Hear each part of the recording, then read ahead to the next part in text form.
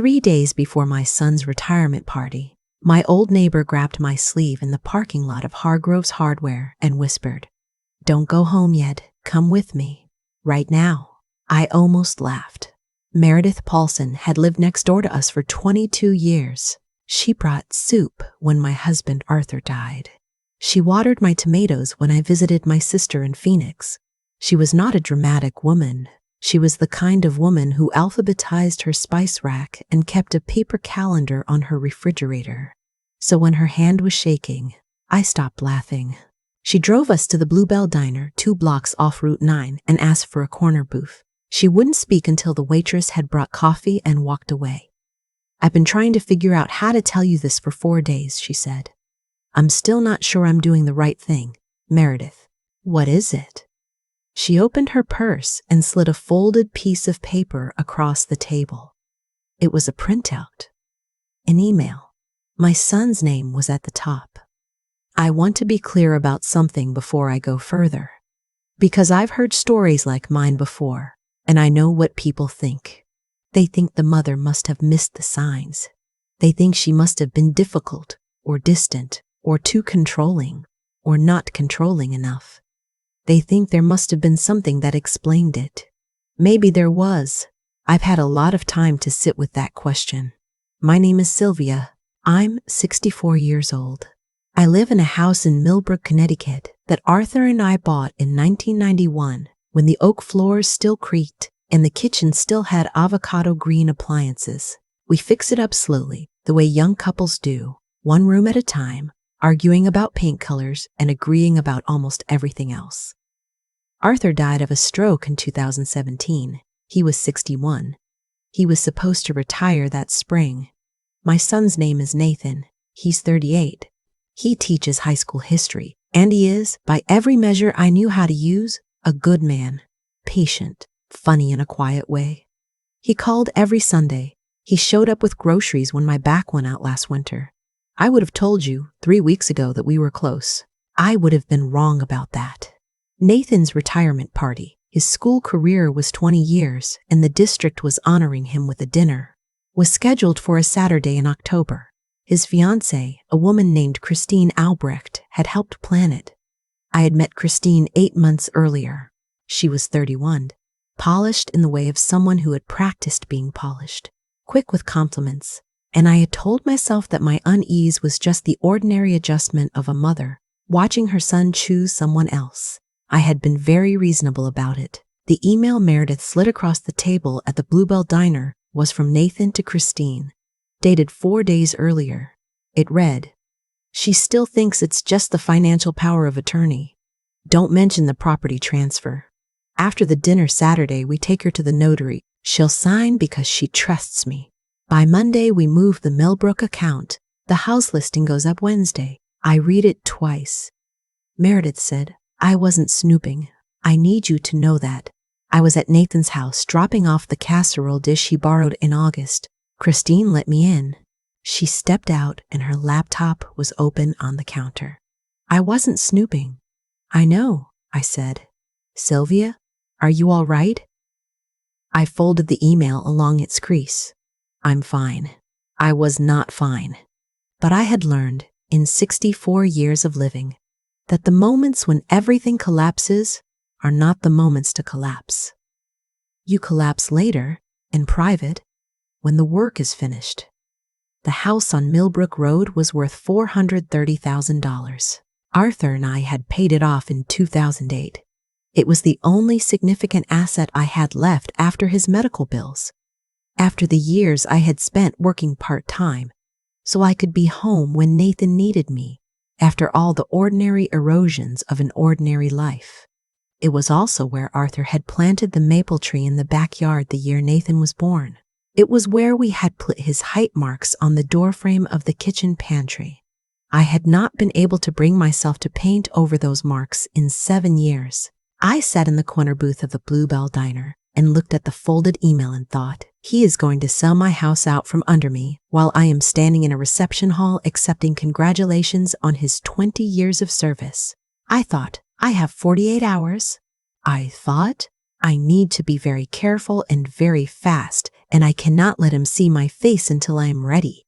I thanked Meredith. I paid for the coffee. I drove home on Route 9 and did not cry until I pulled into the driveway. And then I cried for exactly 7 minutes by the clock on the dashboard. Then I went inside. The first person I called was my sister-in-law, Gail, Arthur's younger sister.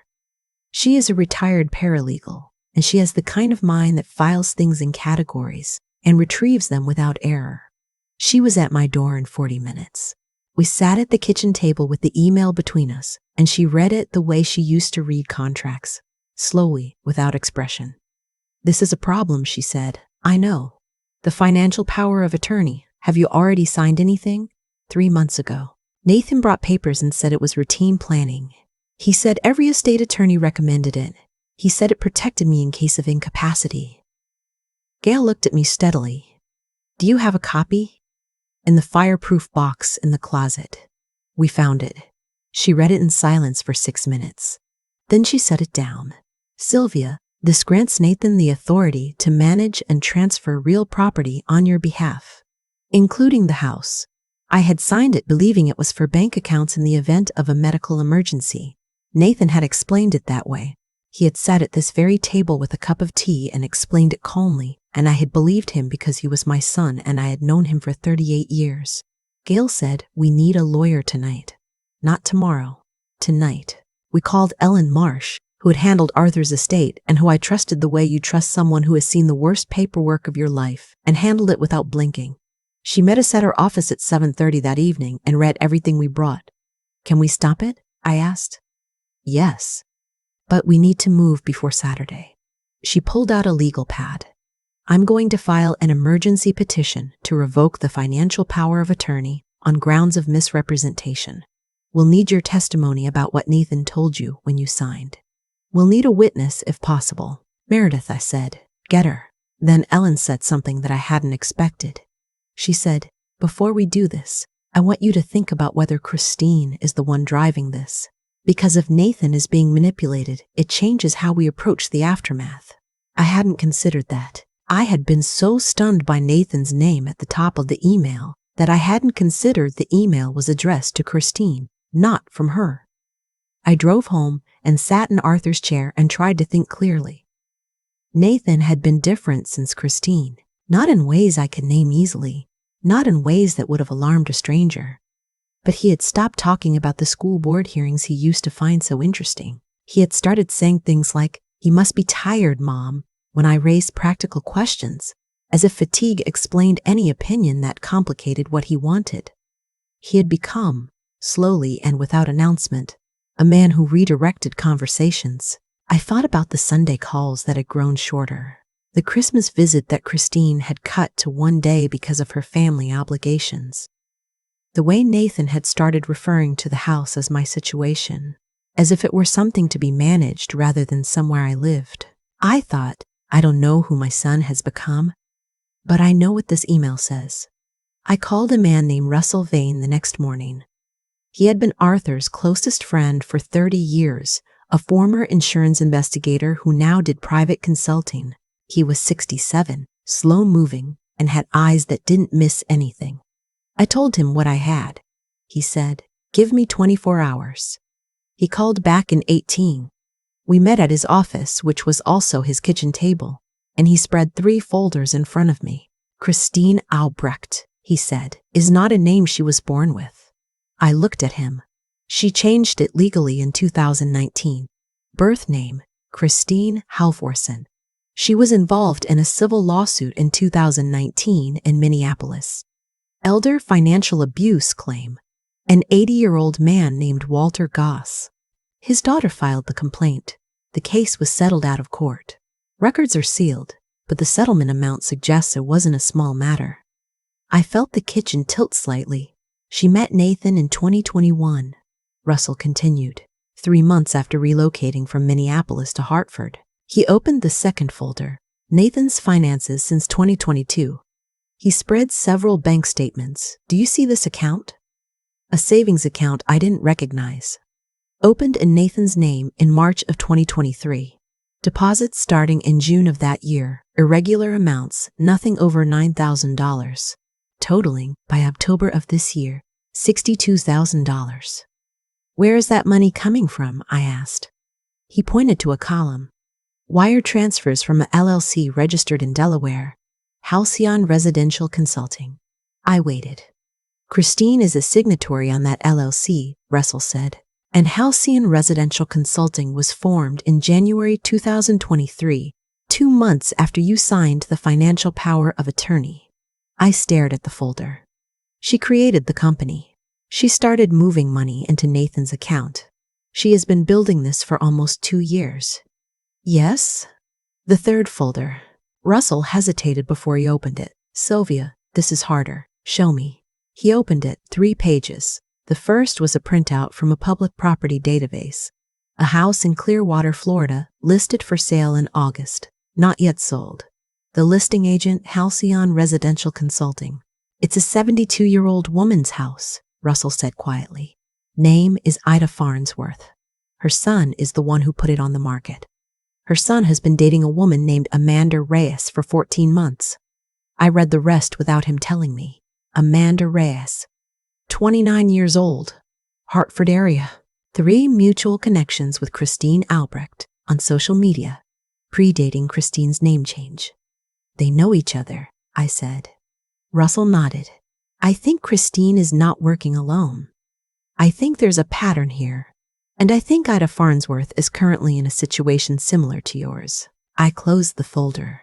Ida Farnsworth had a son who called every Sunday and showed up with groceries and had been, by every measure his mother knew how to use, a good man. I called Ellen. I told her about Halcyon, about Minneapolis, about Ida Farnsworth. She was quiet for a moment, and then she said, "We need to expand the scope of this. I'm going to contact a colleague and elder financial fraud. And Sylvia, we're going to need to move on Saturday." I asked her what she meant. She said if we file quietly and revoke the POA before Saturday, Nathan and Christine will simply wait and try again. A different instrument, a different approach, a different moment when your guard is down. But if we let Saturday happen, if we let them believe everything is proceeding, we have a window to catch them in the act and to expose the full scope of what Christine has built. I sat with that. It meant attending my son's retirement dinner, knowing what I knew. It meant shaking hands with Christine and smiling at her and accepting a flute of champagne and pretending. It meant watching Nathan stand at a podium and receive applause for 20 years of shaping young minds while I held this information like a stone in my pocket. I said, "What do you need from me?" The dinner was held at Grandview Country Club, which was the kind of venue that smelled like carpet cleaner and old money, and had a coat check staffed by a teenager who looked bored. 112 guests, teachers, administrators, parents of former students, board members, people who had known Nathan for years. I wore the navy dress I had bought for Arthur's retirement dinner, the one that never happened. I had not worn it since. It fit the same. Gail sat at table 4.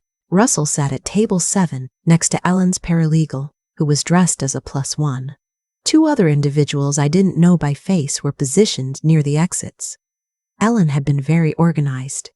Nathan was at the head table with Christine beside him. He looked happy. He looked like my son. He kept glancing at me with a warmth that I understood now was partly performance and partly, and this was the thing that kept catching in my chest, partly real.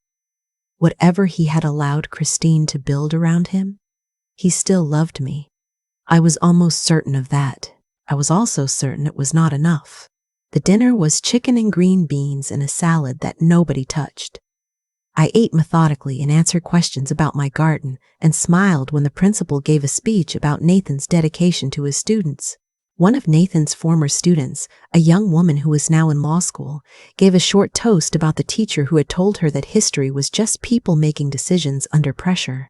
I thought, yes, that's exactly what it is. At 8:15, Nathan leaned over and said, "Mom, after dessert, there's something I'd like to go over with you. Just some paperwork." I brought a notary. I looked at him. He had his father's eyes. He had Arthur's way of rubbing the back of his neck when he was uncomfortable. Of course, I said. Whatever you need. He smiled with relief that he tried to conceal and didn't quite manage. At 8:45, the MC announced that Sylvia Merritt would like to say a few words as mother of the honoree. I had not asked to be on the program. Ellen had arranged it. I walked to the podium. I set down my index cards and did not look at them. I said, Nathan, you were born on a Tuesday in November. It was raining. Your father drove 45 miles an hour the entire way to the hospital, and I told him he was being ridiculous, and he said he was being careful, and he was right, he usually was. Soft laughter. Nathan was smiling. I said, you are the kind of child who asked why about everything. Why is the sky that color? Why do people cry when they're happy? Why do we have to be kind to people who aren't kind to us? I didn't always have good answers, but I love the questions. More laughter. Nathan's smile was steadier now, relaxed. Christine had her hand on his arm. I said, 20 years ago, you stood in our kitchen and told me you wanted to teach. I thought about the salary. I thought about the hours. And then I looked at you and I thought, he knows something I don't.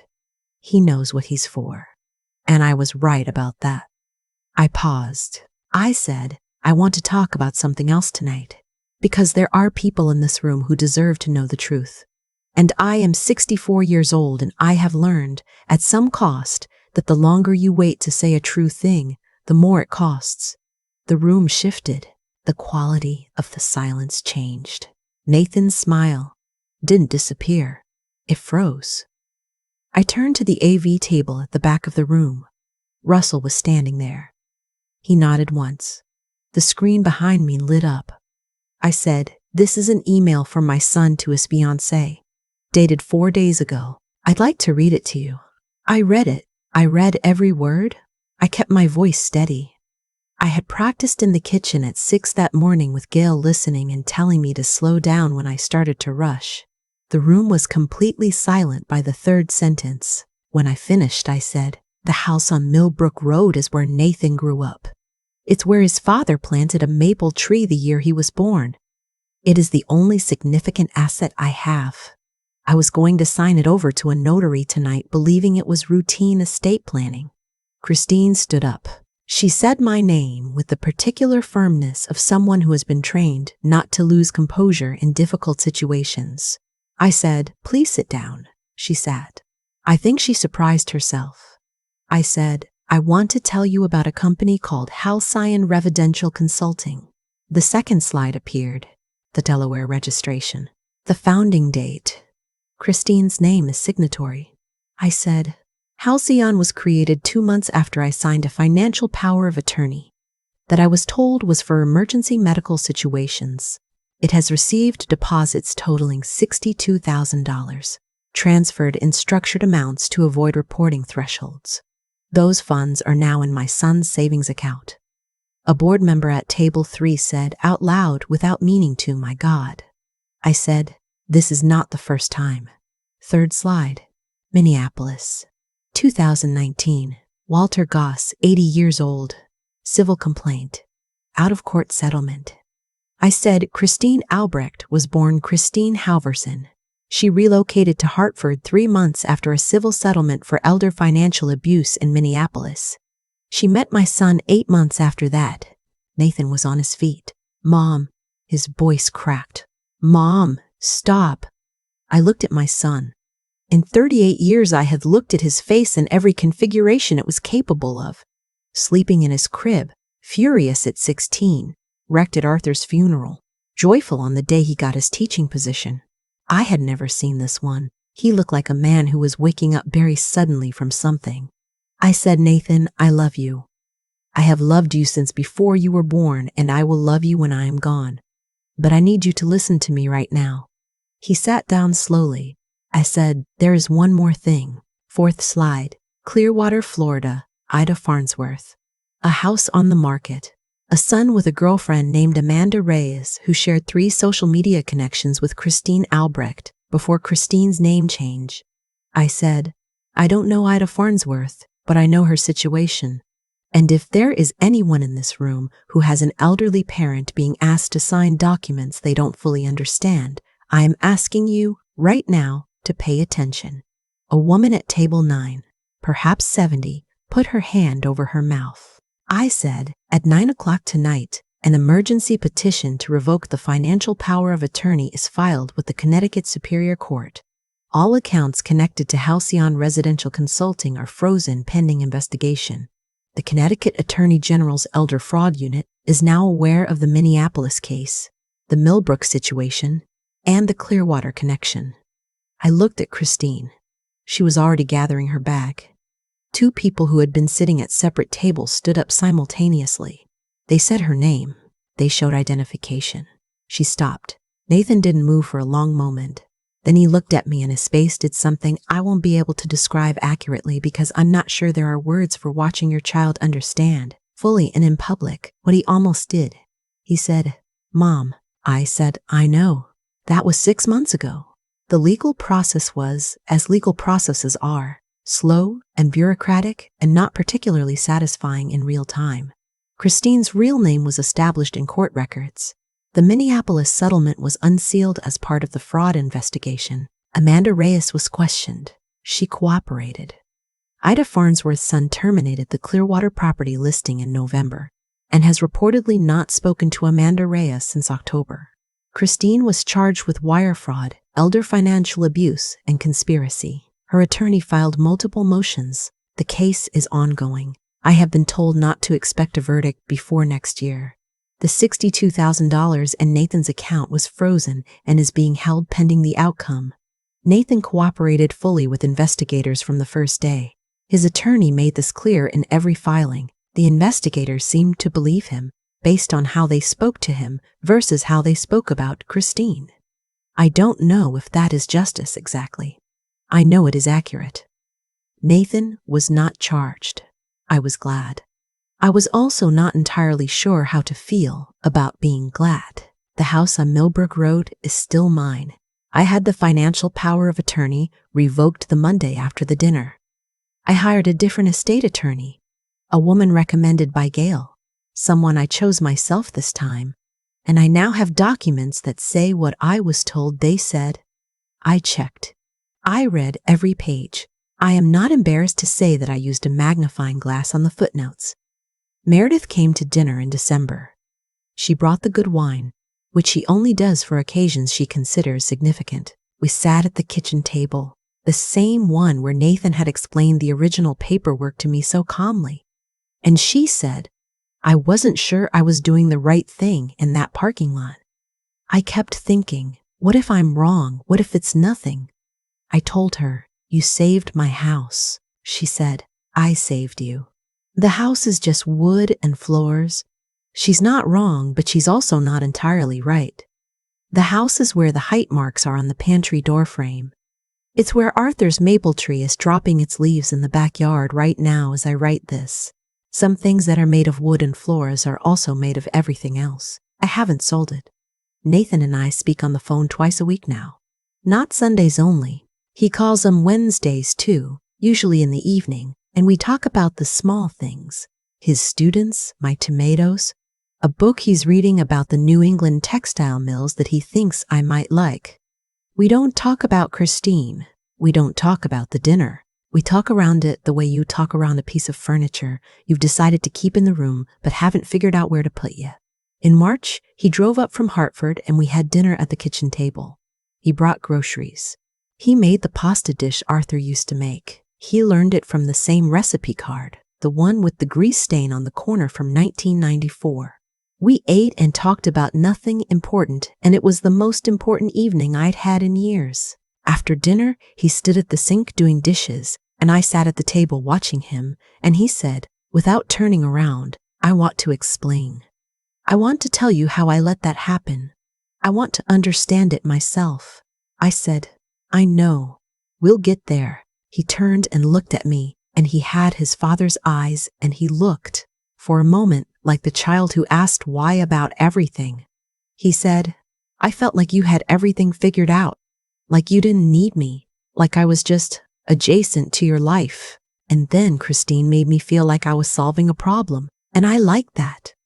I liked being the one who had the answers for once. I sat with that. I said, I think I made you feel that way. I didn't mean to, but I think I made the same face your grandmother made to me, the one that says, I'm fine, I have it, don't worry. And I think he stopped knowing how to get through it. He said, that's not an excuse for what I almost did. I said, no, it's not, but it might be a reason. He nodded. He turned back to the dishes. We didn't fix everything that evening. We couldn't. There are things that got bent in the past 2 years that will take a long time to straighten, and some that may never go fully straight again. But we started. I've thought a lot since October about what I would say to another woman in my position, an older woman, a woman who has spent decades being capable and organized and fine, the kind of woman who alphabetizes her spice rack or keeps a paper calendar or runs a business or raises a child alone after a loss, who has become, through all of that, a little bit invisible to the people who love her most. Not because they stopped loving her, but because competence can look, from the outside, a lot like not needing anything.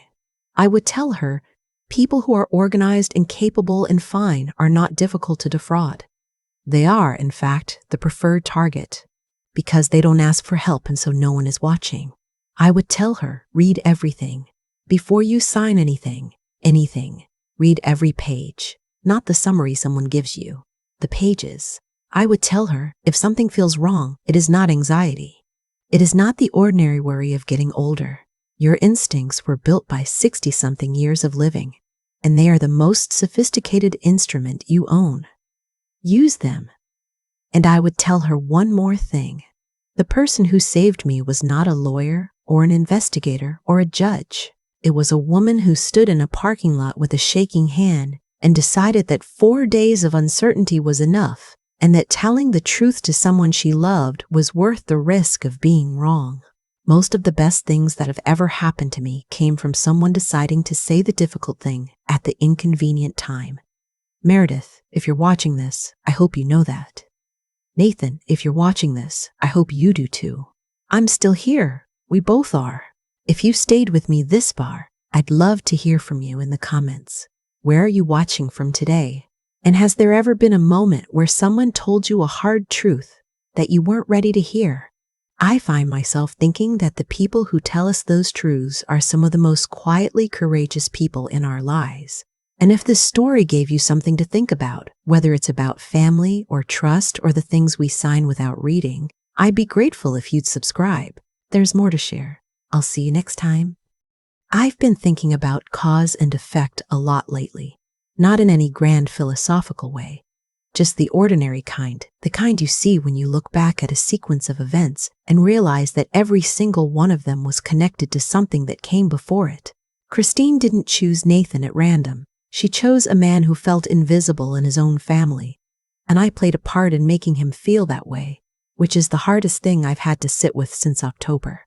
I was so focused on being capable, on being the woman who handled things, who didn't need help, who had it together after Arthur died, that I forgot to show Nathan what needing someone looks like.